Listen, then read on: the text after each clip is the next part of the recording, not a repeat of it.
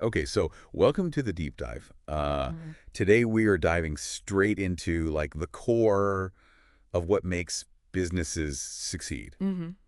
and that is the business plan. Yeah. And I think a lot of people, uh, especially those just starting out, might think of the business plan as kind of just like a formality, like Right. something you just got to get done to check a box. Hoop to jump through. Yeah, but we're gonna go way deeper than that today. Absolutely. We really want to look at it as your essential roadmap. Yeah. Whether you're just like sketching out an idea in your head or, maybe you've been running a business for a while Mhm. and you're looking to kind of steer it, towards bigger goals. That's right. So for you listening, who wants to get smart on this fast, without wasting any time? Yeah. We took a deep dive into a really interesting Biz Success Talk podcast episode all about how to write a business plan that actually delivers. Absolutely. And I think that's the key part, right? A lot of times people write business plans just because they have to. But our goal here is to pull out the critical steps. Mm-hmm. The smartest ways to approach this so you can save yourself some time and some headaches. Yeah, and avoid those common traps. Exactly. And really the big thing is, we want you to walk away understanding not just what goes into a business plan, Right. but why it matters. Yeah. And most importantly, how to actually make this thing work for you. So where do we even begin? Like, if we're going to map out this journey, Mm-hmm. what's the first step? Well, the first step is to make sure you understand the basic components of a good business plan. Right. Like, what are the absolute must-have sections?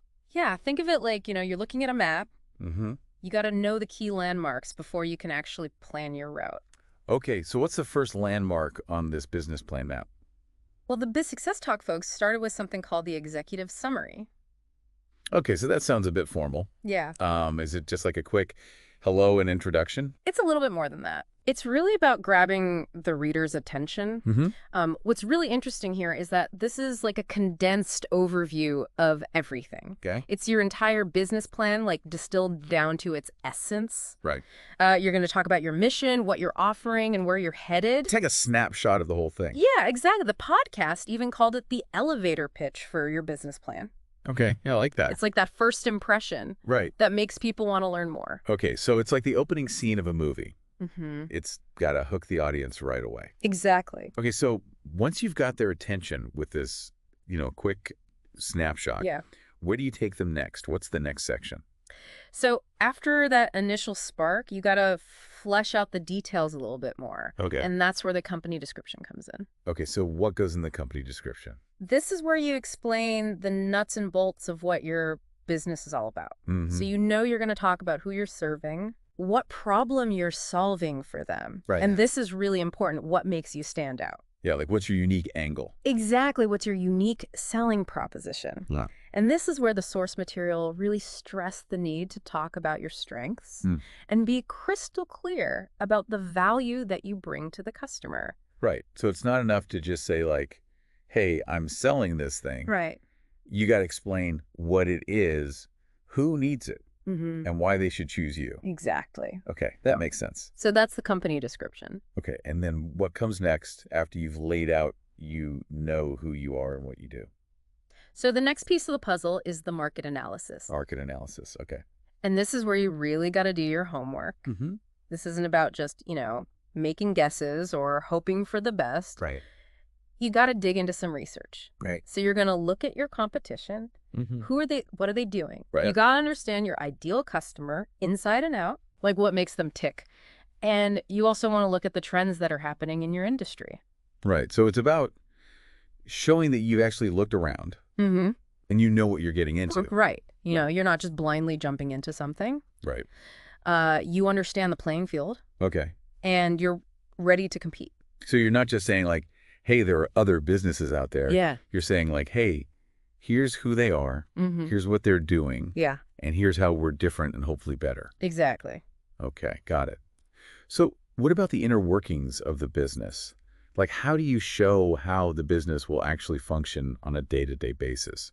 So that's where the organization and management section comes into play. Okay. And this is where you lay out the structure of your business. Mm-hmm. So is it just, are you a sole proprietor? Right. Or do you have partners? Do you have a whole team? Mm-hmm. You also want to talk about the key people involved. Right, like who are the big players? Yeah. And what are their roles and their experience? Right, so it's like you're showing who's steering the ship Mm-hmm. and what kind of experience they bring to the table. That's right. And that definitely adds credibility, right? Like Yeah. you want to show that you've got a solid team in place. Absolutely. Okay, so after you've laid out, the structure and the team, what's next? Well, next we're going to actually talk about what you're offering. Right, like what are you actually selling? Exactly. So this section is called products or services, Okay. and it needs to be a pretty detailed explanation of your offerings. Mm-hmm. But the Biz Success Talk episode made a really good point here. Okay, what was that? They said it's not just about listing features. Mm-hmm. You really got to focus on the benefits. Right, like what's in it for the customer? Exactly. How does this product or service actually improve their lives? Mm-hmm. And you also want to be very clear about your competitive advantages. Okay, so it's not just like my product does this, this, and this. It's like because it does this, it can help you in these specific ways. Exactly. You got to connect the dots for people Mm-hmm. and highlight what makes your offering stand out from the competition. I like that. And that kind of leads into the next question, which is, once you have this great product or service, Yeah. how do you actually get it in front of the right people? Right. So that's where your marketing and sales strategy comes in. Okay. This is a crucial section Mm-hmm. where you outline your entire plan for attracting and retaining customers. Okay. You're going to talk about how you price your offerings, Right. what promotional tactics you're going to use, and your entire sales process from start to finish. Right. So it's everything from, figuring out the right price point to getting the word out to closing the deal. That's right. This is make or break stuff right here. Absolutely. Okay. So now for the part that can feel a little bit daunting for a lot of people, the numbers, The numbers, yeah. financial projections. I feel like a lot of people get intimidated by this section. It can be a little scary if you're not a numbers person. Yeah, but it's essential. Yeah, right. It's absolutely crucial. And typically what you're going to include here are your key financial statements. Okay. So things like your projected income statements, cash flow forecasts, and your balance sheet. Right. So you're painting a picture of what the financials of your business look like. Mm-hmm.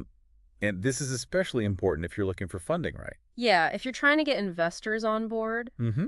you got to be crystal clear about how much money you need Right. and exactly what you plan to use it for. So don't just like throw out random numbers. Right. You got to have the logic and the reasoning behind them. Exactly. Okay. And is there typically a section for like supporting information? Yeah, so that's usually called the appendix. Okay. And this is where you put any documents that kind of back up what's in your plan. Mm-hmm. So things like resumes of your key team members, Okay. maybe any permits or licenses that you have, or any important legal agreements. So it's like the evidence locker. Yeah, exactly. So that gives us a really good understanding of like all the essential building blocks of a business plan. Mm-hmm.